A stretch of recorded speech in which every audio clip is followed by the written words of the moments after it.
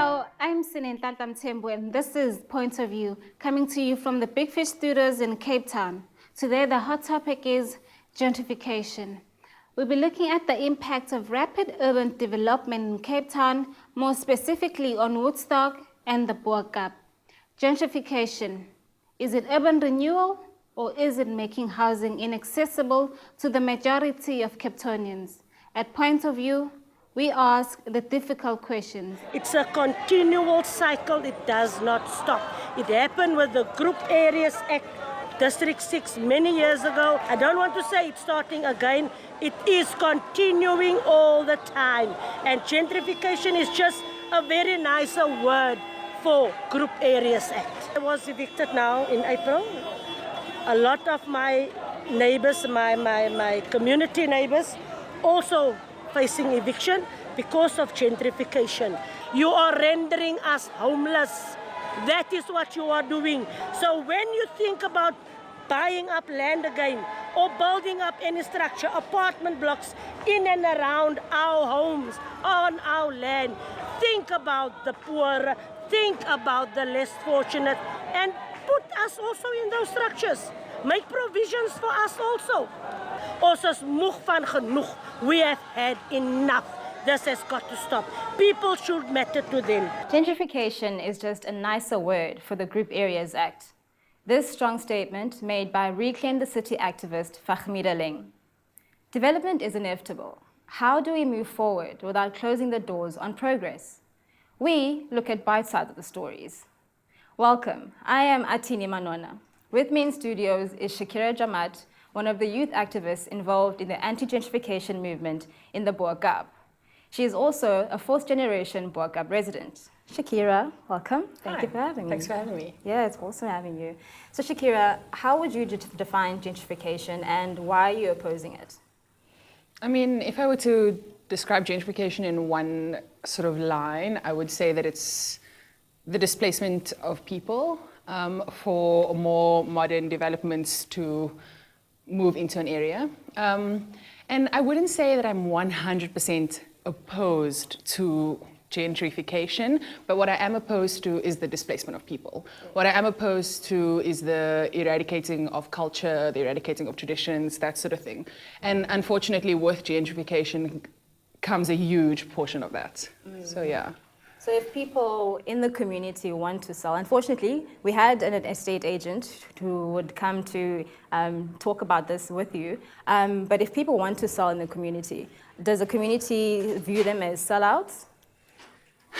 You see, that's a tricky question because it's like everything else in life, it's not really black and white. It's kind of in a gray area because a lot of people sell because they can no longer afford to live in the community. Unfortunately, things like rates and taxes that we pay to the city is based on the retail value of the houses and the property within the area.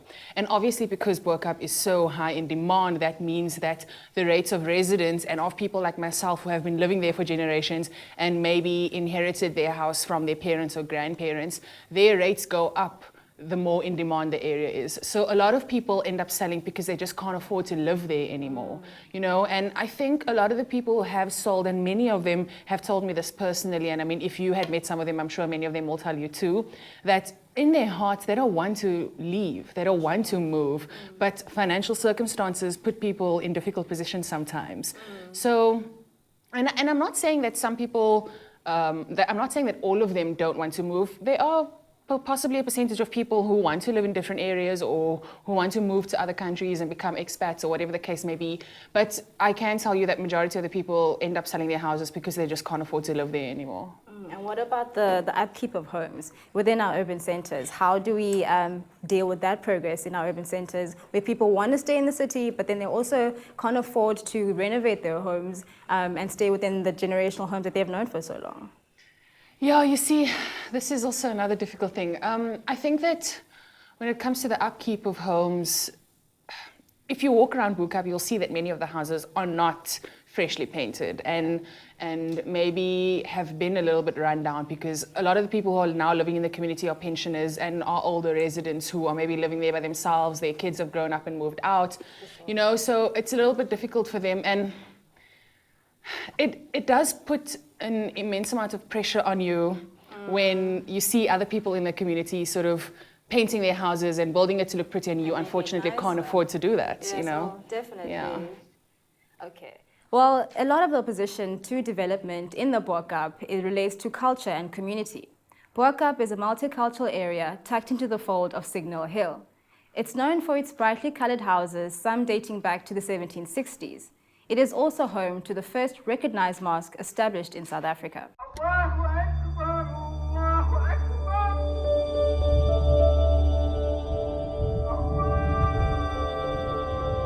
Boerkaap in the early years was predominantly Muslim, you know, predominantly, if I say predominantly, there was Christians, there were Jews, there were whites, there was just everybody, you know, and we lived in harmony. Like they said, people of District 6 was like that, Boerkaap was the same, but it was predominantly Muslim.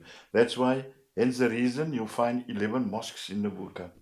When they talk about the Muslim people, they talk about the Kusista.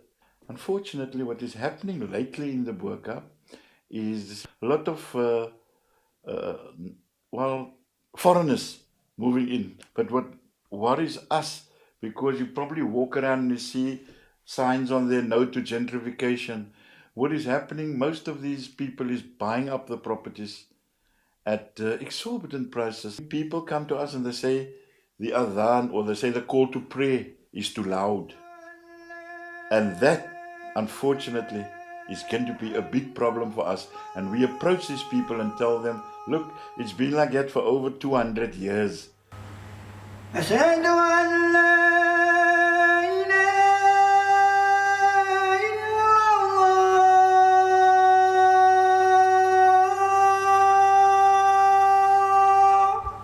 Properties are becoming so expensive for our people.